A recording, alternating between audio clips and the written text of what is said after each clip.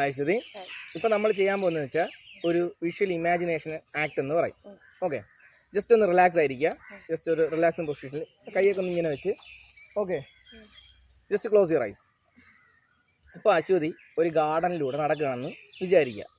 Okay, അപ്പോൾ ഇങ്ങനെ ഗാർഡനിലൂടെ നടക്കുന്ന സമയത്ത് അവിടെ ഒത്തിരി പൂക്കളുണ്ട്, ഒരുപാട് ചിത്രശലഭങ്ങളുണ്ട്, ഇളം കാറ്റൊക്കെ വീശുന്നുണ്ട്. അപ്പോൾ അവിടെ എന്താ പറയുക, നല്ല മണമുള്ള, അല്ലെങ്കിൽ എന്താ പറയുക, അശ്വതിക്ക് നല്ല ഇഷ്ടമുള്ള, എന്താ പറയുക, ഒന്ന് മണത്ത് നോക്കണമെന്നുള്ളൊരു പൂ അവിടെ ഉണ്ട്. ഓക്കെ, അതൊരു ചെറിയ പൂവാണ്. ആ പൂവിനുള്ളൊരു വെളുത്ത നിറമുള്ളത് പോലെ അല്ലേ? ഓക്കെ, അപ്പോൾ എന്ത് ചെയ്യുക, ആ ഒരു പൂ അശ്വതി ഒന്ന് പ്ലക്ക് ചെയ്തെടുക്കുക, ഒന്ന് പറിച്ചെടുത്തേ, കൈ കൊണ്ട് പറിച്ചെടുത്തോ.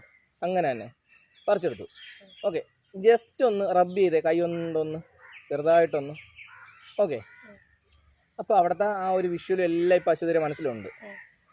Just open your eyes, relax relax relax. Okay, കൈ താത്ത് വെച്ചോ. ഇപ്പോൾ അശ്വതി ഗാർഡനിൽ കണ്ട ഫ്ലവർ എന്ന് പറയുന്നത് ജാസ്മിനാണ്. അപ്പം ജസ്റ്റ് ഇപ്പം ഞാൻ പറയാണ്, ജസ്റ്റ് സ്മെൽ ഇറ്റ്. കൈ ഒന്ന് സ്മെൽ ചെയ്ത് നോക്കിയേ. ഏകൈൻ ഒന്നുകൂടെ. എന്താണ്? എന്ത് സ്മെല്ല്? ജാസ്മിന്റെ സ്മെല്ലുണ്ടോ? അപ്പൊ താങ്ക് യു.